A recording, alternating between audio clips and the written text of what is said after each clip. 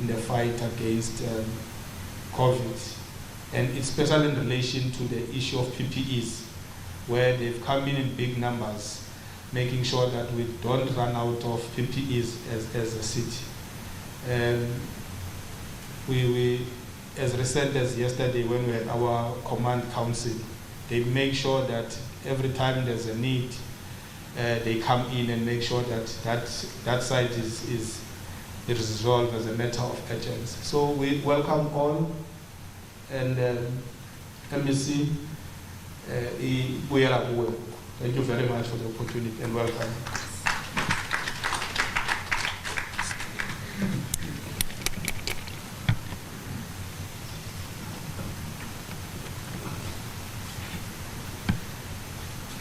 Thank you very much.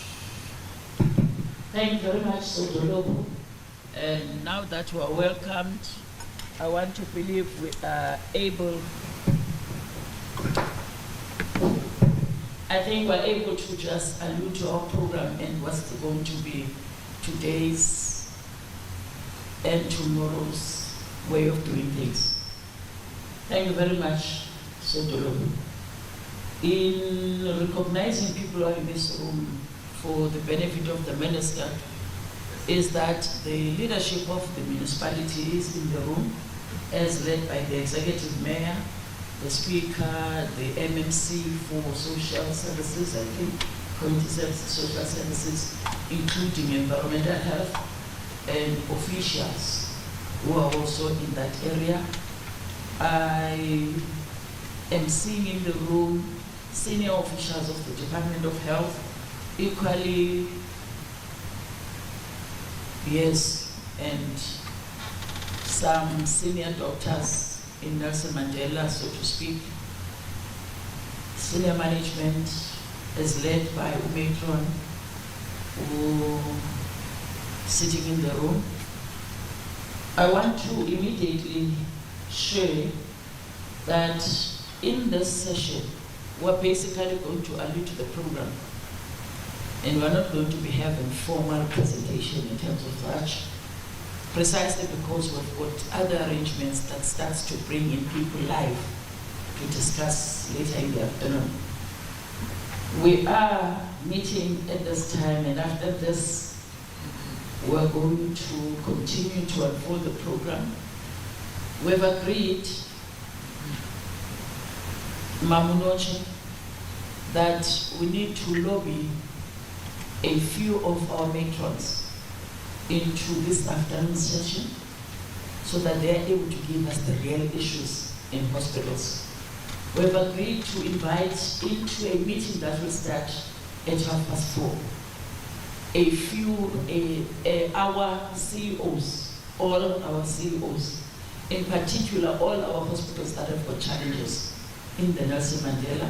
So if we're giving that time, that 4:30 they are here, then such as nobody will fail to be here as CEOs. We're also taking a sample of doctors in Nelson Mandela and Sarah Padman, and would love a mix of such doctors so that we get all views from our doctors. And that is led, of course, by the TM. We're going to be having all those people in one meeting. And at that stage, we're going to discuss issues. The reason for that is because by the wisdom of the minister, we must be able to make certain decisions final today for us to go and implement. Cut the bureaucracy, deal with the issue of Nelson Mandela as a pandemic and as an issue that needs urgent steps. But today, for the benefit of the media, is that we shall also be able to go to areas that where our vans so far are already started testing out there. When we talk about antigen testing, simply spoken is the rapid response testing. And we are stationed as we speak in Makers Mall. We are also in Zweli Township Mall. We're also in Cleary Park Mall and Alcoa Park. people are there and they are already working. So as we deal with that, we shall have times to go into that. We will find amongst spaces to actually see whether Mrs. Magwedini and Dr. Kamlash in the room have made it possible for us to start the movement of people to the basement. And I'm hoping we'll see that. And the mass testing will continue, but we're also going to be having a closed meeting, joined, of course, by Dr. Zuma, Dlamini Zuma, where she is. And that meeting will have traditional leaders, religious leaders, and community leaders on the issue of initiation. And from there, we'll then go to the meeting I was saying needs to become organized, because the meeting was slotted in because we need it. We are going to find space to talk to our stakeholders and our social partners. But later today, because it's a precursor to Friday, where we know Abantu Bavasi's badge, we'll have a local inspection of seeing really what happens in our taverns. And for that, Executive Mayor, I would request you to organize us, the Association of Tavern Owners, so that we can have a meeting, whether it's in the evening, with the minister, and talk to them personally and directly. And in that, I think we would extend it even to the stakeholders that we deem necessary, because taverners are business people. Maybe business fraternity, if it is available in the evening, because we don't want to distract their program in the day, they can join that meeting. That meeting could start at 6. And tomorrow, of course, we shall have our closed session of having now to deal with debriefing of what is it that we're seeing and what actions we're now taking. And for that, I want to believe we'll be trying our level best. As I have finished just running through what is it that we'll be doing, I want... All right, the Eastern Cape Health MEC, they're giving us a situation report and what's the latest on the ground with regards to coronavirus infections. We will come back. We need us being assisted by other stakeholders. Such stakeholders are available. And for that, I want to immediately tender an apology for Dr. Dlamini Zuma, who, as you all knew, that she was going to be personally here, but unfortunately cannot. And in the meeting that she must join, she will be doing it virtually. So that we're not seen as irresponsible people when our leaders are known to be coming, and when they don't come, we do not cover that. My view is that Kabazela, we've had a fair share of challenges as this particular area. In the first period of COVID, this was the area again that was very high. And Executive Mayor is by no means exaggerating when he starts to say the main problem here is cooperation of our communities. Our stakeholders are well on board. Yesterday they had a district operation meeting, which I joined just to talk about today, and I left because we're also having our own planning meeting, which I so much appreciated, where you are seeing employees in the spaces of parliament in one room, irrespective of political party, but for as long as they are from the same area, they are also there. That's quite an issue. And in here, all councillors in their wards are now taking on loud hailing in the areas to start to inform and educate in a way our own people.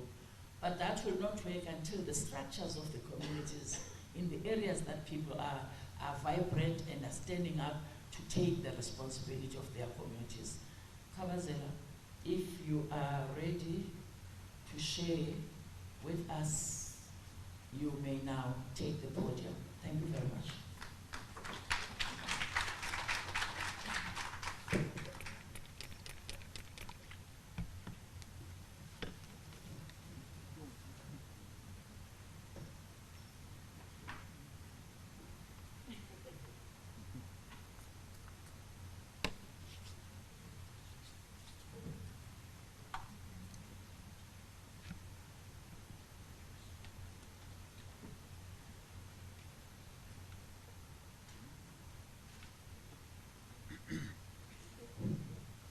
you very much. Oh, I see. I'm supposed to be here. Okay. Well, thank you very much, MEC Gomba, Executive Mayor, Councillor Buyeye, the Speaker, Mam Chwacha, and the councillors who are here, MMCs and councillors, the acting DDG from National Department, Ms. Annelisa Cele, the Superintendent General acting in the province, Dr. Zungu, and the DDGs and other senior officials from the department, chief executives of hospitals, and other members of staff, members of the media. Well, good morning to you all. This morning is just to indicate that we are here. This is a working visit, and so I just want to give you a sense as to what we want to focus on. But before I go very far, let me convey my condolences to the city for the loss of some of the leaders we have been following, particularly those whose passing has been COVID-19 related. Please accept our condolences. We are here because there is clearly a resurgence in the Nelson Mandela Bay. Indeed, it's a concern that we are seeing in a few other areas. The whole country has got bubbles of small cluster outbreaks, which we are seeing. But they are transient. They come up and go, come up and go. And but what we are seeing is the Nelson Mandela Bay has continued to fester, if I may put it that way. And in effect, can you just move this?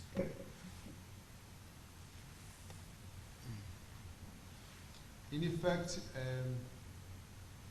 our concern is that something has to be done. We need to find ways of prevailing over the situation in the Nelson Mandela Bay.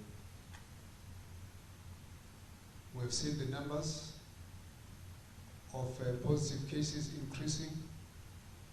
Nelson Mandela Bay and Eastern Cape. We have seen the number of people admitted in hospital has increased. The numbers of people who are recorded to have lost their lives has also increased. The percentage positive cases has also increased. So by all counts, this is an indication of a resurgence. The debate now is to what extent are we able to contain it so that it doesn't spread to other parts, but the other parts are also showing activities. A few days ago, I did indicate that we've seen the numbers beginning to breach the 3,000 positive cases per day, and we were concerned about that. Although there's no magic in the number, as an indication that we are moving far from where we were at some point where the country recorded about 1,000 people who were positive in the whole country.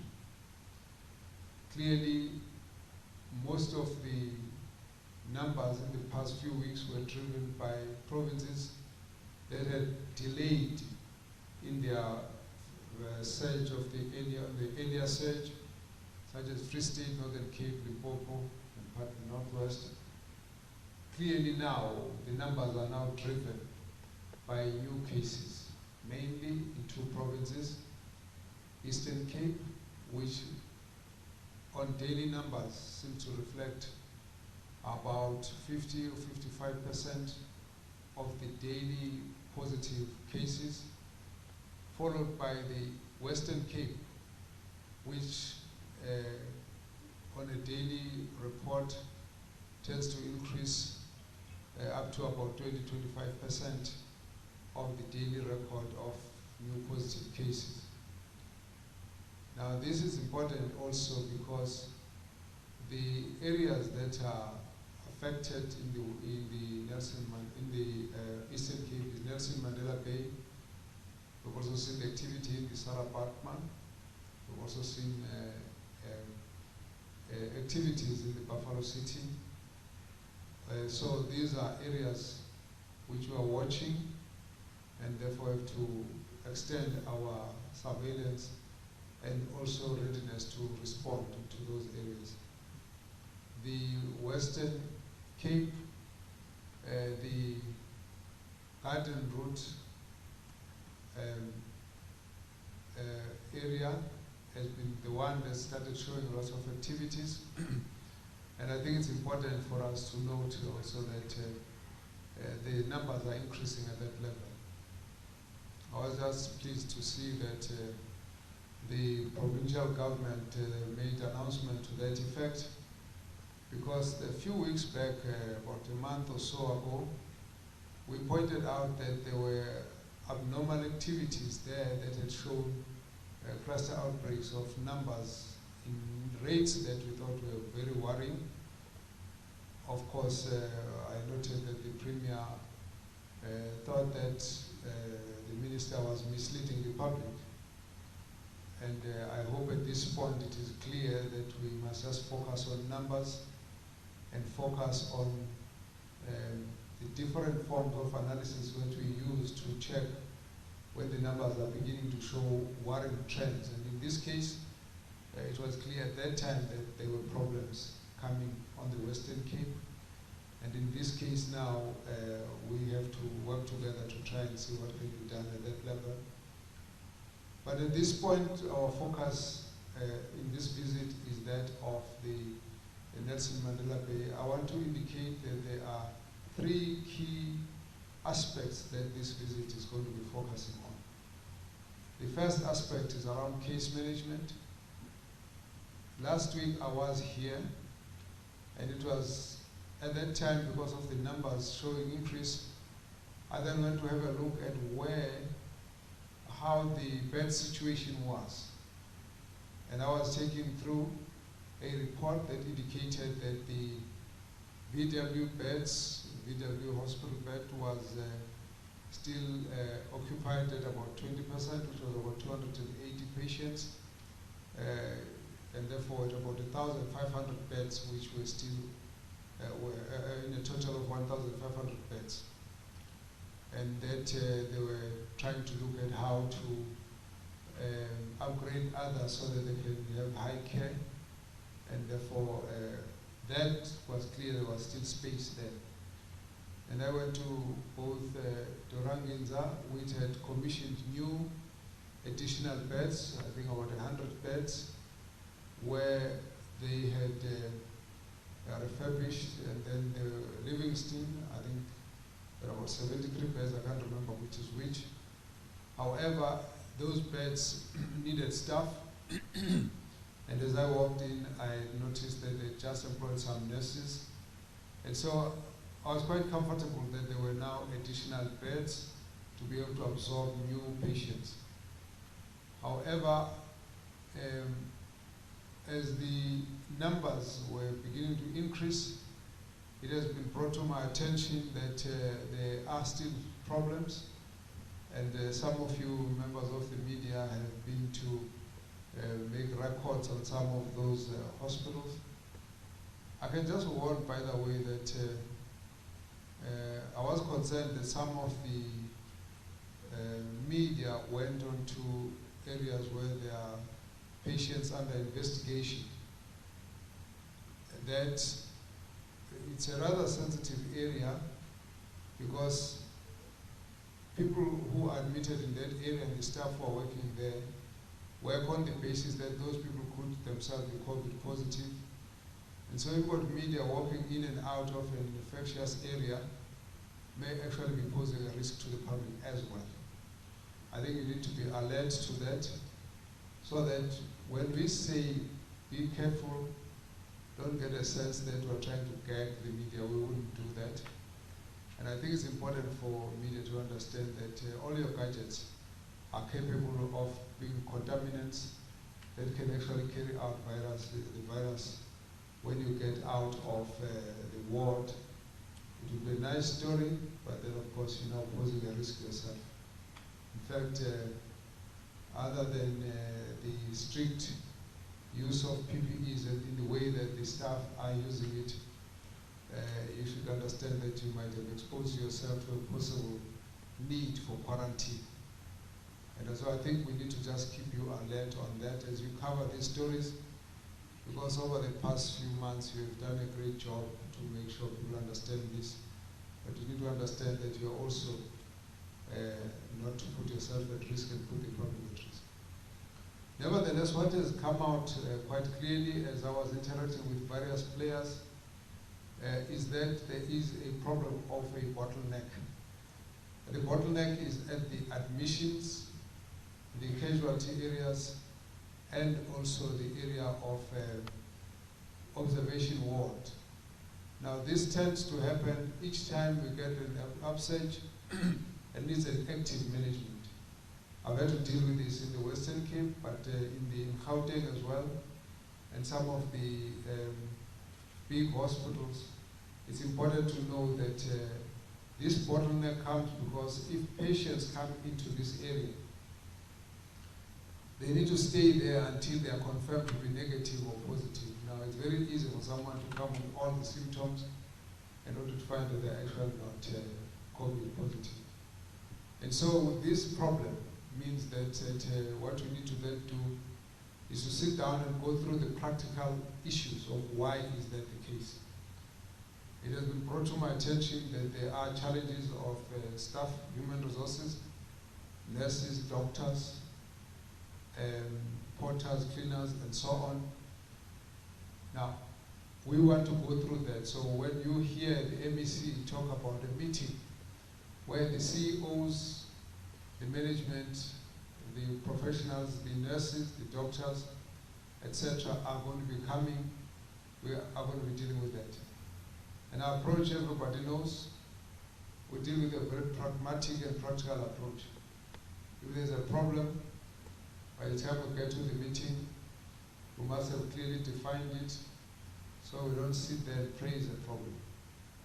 We then come with solutions, and by the time we get to that point, the whole line, a chain of command of people who have to be taking decisions must be lined up so that we must be able to know when that decision is going to start being implemented, and we don't leave the room unless that has been done.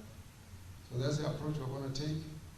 And so we will then be dealing with the question of case management. We're provided a lot of connections of oxygen points. We need to know why would there be a challenge so that people should have access. If it means we have to reorientate wards, if it means we have to redirect the movement of patients who are getting admitted, it needs to be so. And so that's the approach we're going to be taking. So the first focus is going to be on case management. We've already relieved from our program a number of senior managers who are going to be preparing so that when we come in, we will then be dealing with the steps taken, steps to be taken, decisions taken, and implementation of all of those so that there must be a change in the pressure that is being felt on the ground. That's the one aspect that I want us to focus on. The second aspect refers to the community containment program. It's important for us to understand that we will not defeat COVID-19 in the hospitals. Hospitals will save lives. In the community, we defeat the pandemic. The difference is huge. It's the behavior of the community, it's their understanding, it's the information they have, it's their cooperation with the leaders and all the messages that are being sent of how we can effect containment. That is what we will also be focusing on. And I want to also endorse that, Mr. Executive Mayor, we need a very brief meeting with yourselves, a few of your councillors, and then, of course, some of your stakeholders in business, as well as Tavern, but please include the Texas. We don't need everyone, we just need a representative team so that we go through the practical issues of what needs to be focused on. As we go out to the community, we want to send a message that actually the fight is in the hands of the community, and where communities fail, the whole society will fail. So even that particular area, we will need to understand that they are the ones who must be the police of the behavior that's expected. So the question of the numbers of people attending meetings and so on needs to be looked at, and the question of people focusing on parties and negligent behavior, where no wearing of masks, no distancing. We need to reinforce that message. So far, that's all that we've got that can help us to deal with the problem of reducing the spread of infection. And the message that I get to the community first was the numbers are increasing, and therefore we need to ensure that this behavior is actually mediated appropriately at the community level. Part of what we're going to have to look at are what we call a differentiated approach in management of hotspots.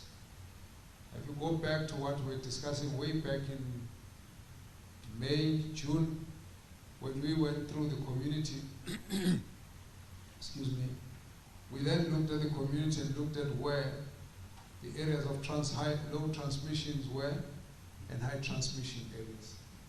In the areas of high transmission, which we call hotspots, we then said that there is a particular package of differentiated approaches we need to look at. In this case, the whole of Nelson Mandela Bay would probably now deserve that there should be additional restrictions considered. We will be therefore going through and consulting just to indicate what things we believe are going to be important. But certainly, we are going to get a report, and I'm looking forward to that, from our environmental health team, who must tell us the ones, businesses, centers, service centers where there is no compliance with the containment measures, and in that regard, we'll have to look at what additional restrictions are needed in that particular area. I think that when you've got the numbers as they are now, we need to start restricting the hours of movement, particularly late hours of movement and hours of activities. So we need to begin to discuss those issues, because in some instances there are things that we can do that will help to reduce the spread. We also have to look at the numbers in the hospital to be able to look at the impact of the alcohol-induced pressure, and therefore start discussing issues in that regard. Everything is going to be based on the evidence that we get, and therefore to deal with it in that kind of way. We have not taken any decisions, but after this we should be able to get a fair sense of where the real problems are coming, to be able to recommend to the Coronavirus Council at national level, and then look at how the three spheres of government are going to cooperate in trying to strengthen the containment measures. We are going to be therefore moving out to the community, and we are encouraging community to go out and test, so that we can pick up early when people are positive, and therefore some management program has to start. We also have to strengthen the issue of contact tracing, or to make sure that if we find someone positive, then there must be a way of being able to restrict the movement through the usual quarantines of those who might be associated. That's the only way of how we can deal with this problem. It's a standard way of dealing with these pandemics worldwide. So we're going to have to strengthen that. And so as we move around, we're going to be looking at areas that would need to be given attention, and therefore we will go out to look at the retail, look at how things are happening, and look at the reports we're getting. That's why it's important to meet the business community, as well as including the taverners associations, and taxi associations, so that we get the best cooperation as possible.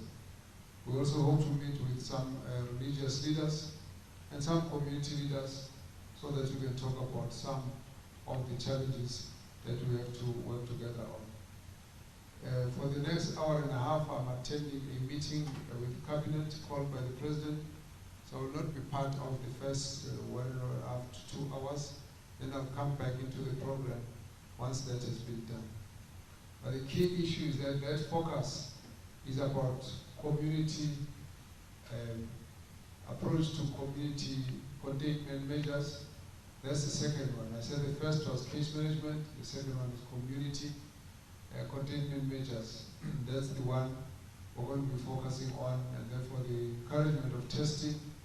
And I think it's important to also encourage councillors and other leaders to mobilize every ward, to be out there sending a message, talking to people about the prevention, about contact tracing, about quarantine, about isolation, and about any presentation to hospital.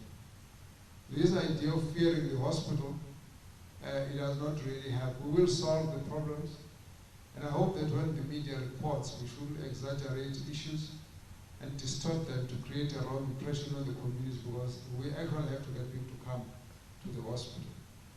And therefore, sometimes we get trying to make a point, in such a way that it sends a different message to the community. So I would like to ask you as media to make it clear that going to hospital early and seeking treatment is still the best way of dealing with the issues. And that if anybody, if there were any challenges, we're attending to them in the hospital. And that, of course, delayed presentation to hospital can be a challenge. And the message I've been getting is that people are actually presenting too late.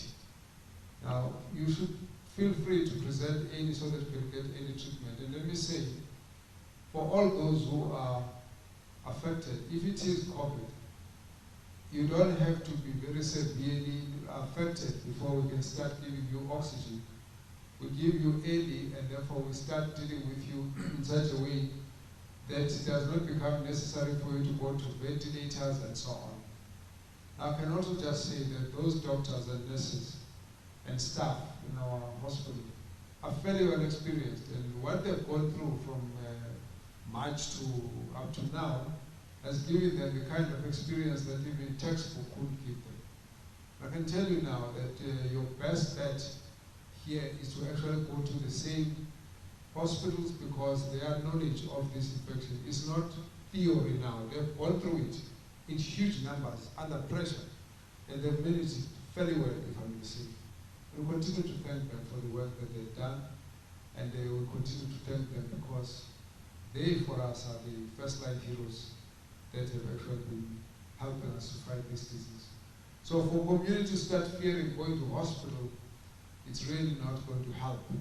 What is important is for people to present early and discuss issues, and therefore see how to manage that. It's the doctors who will say you stay at home, who will observe you.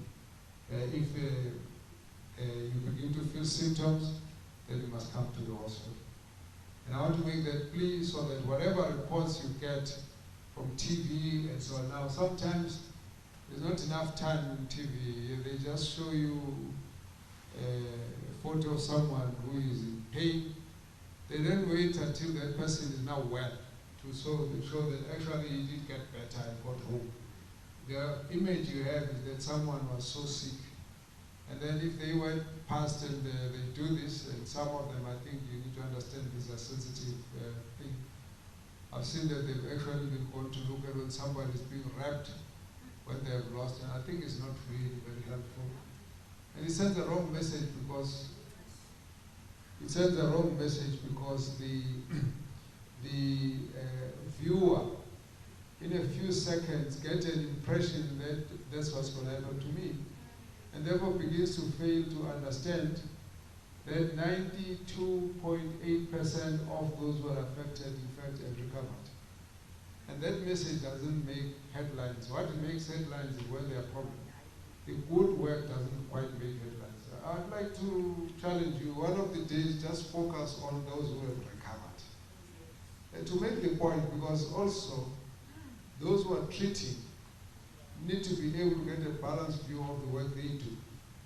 So, but the point that I'm making right now is that the second area of our focus is the community outreach, where we would like people to focus on behavioral change, and the fact that the fight on COVID-19 is in their hands. In particular, it's going to be important because what happens here is going to show us how we're going to approach the festive season. All along, we're quite happy with level 1, that things can be done because it's level 1 and we're comfortable. But if we want to turn the situation the other way, we're now throwing ourselves into an area of a bit of uncertainty about how we're going to be going through the festive season. At the moment, we believe that South Africans can manage this without having to get a flare-up during the festive season and after the festive season. So I want to put that issue as the second issue of the purpose of our visit. The third area is the discussion around the initiation season. The challenges here are the practical understanding of this tradition of initiation in the community. It's one tradition that's very intense in the way it is engraved in the soul and spirit of our communities, such that it needs to be managed very sensitively. And therefore, the discussion where the ministers are going to be joining us is going to be around that issue.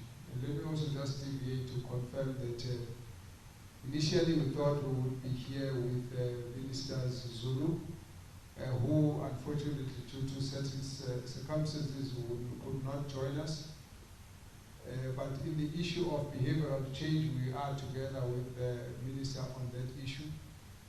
Then Minister Dlamini Zuma, who was supposed to be visiting the Eastern Cape, excuse me, and there's been a change of program, and therefore she's no longer able to join us as well, and that she'll join us in the meeting through Zoom.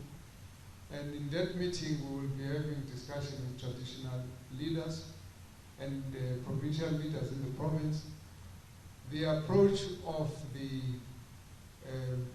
cabinet had been that up until we go to level 1, we had actually asked that the initiation season be suspended.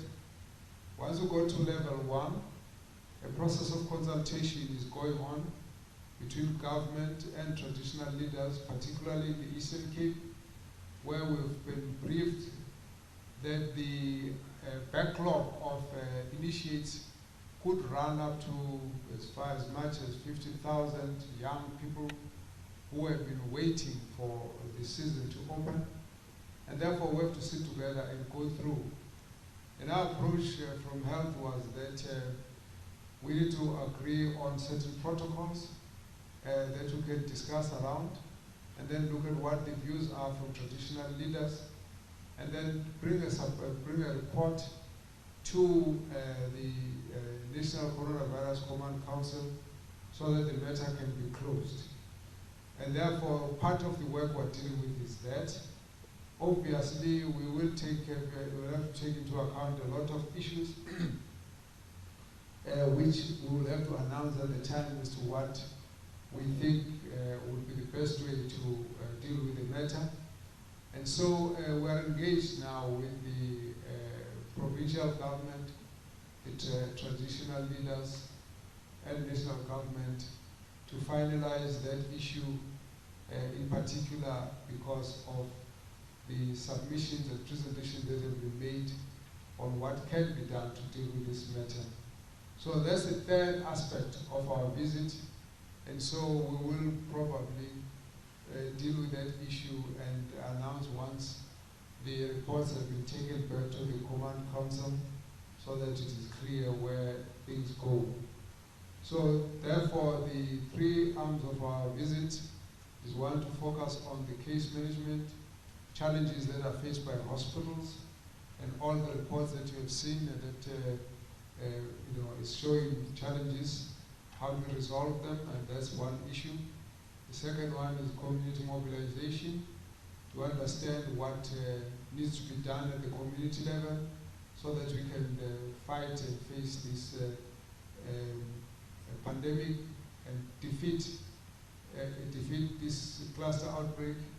And of course, linked to that, we have to look at what mechanisms need to be brought into operation to reinforce that issue of behavior to defeat the spread in the community. And the third aspect is the one that's going to be about consultation in relation to the issues of initiation, and that will only announce, all of these will announce once we've sent the report and done all the consultation involving the National Coronavirus Command Council.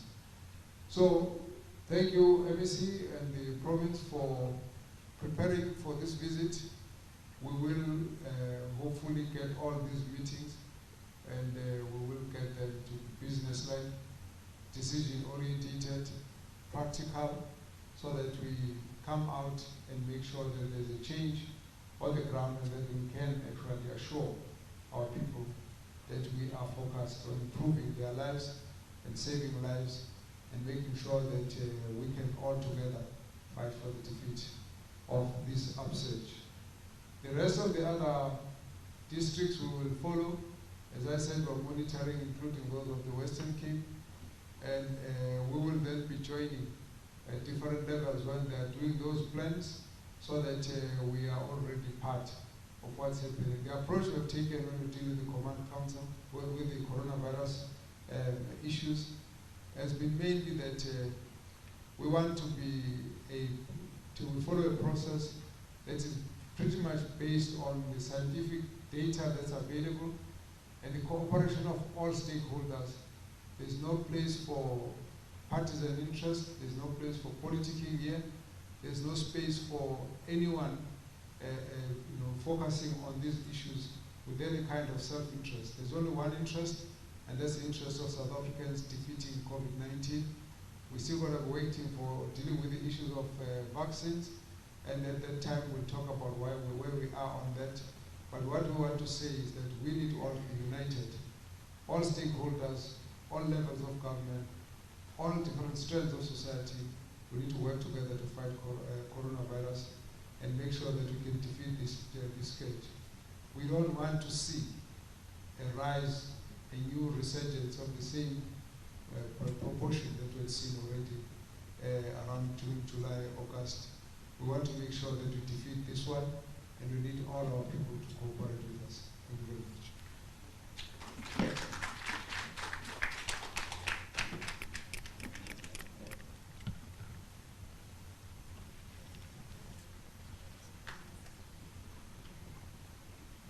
Thank you very much, Dr. Mkhize.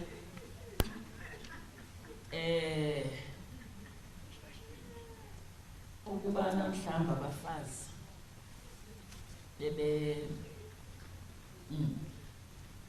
ebeyizela noba ngesithi khabazela lona-ke ngelishwa asibithi ngolo hlobo mhlawumbi ke kule COVID new normal simele ke singene ke nathi. You know, in appreciation of the session and the issues that we've discussed and shared in terms of how we're going to move forward, I wish to reiterate, Kabazela, our plea to media to be as sensitive as possible. It is equally a constitutional right of a patient to have asked permission to show. So nathi ngasibona ngathi singakhohlakala xa sinilandela ngezo zinto. Kodwa kasithandi please bear with us, work with us, and respect the rights of others. Kabazela, I have 10 years having worked in the media. All I understood at the time was that good news is no news. So you must understand media when they sell only negative news.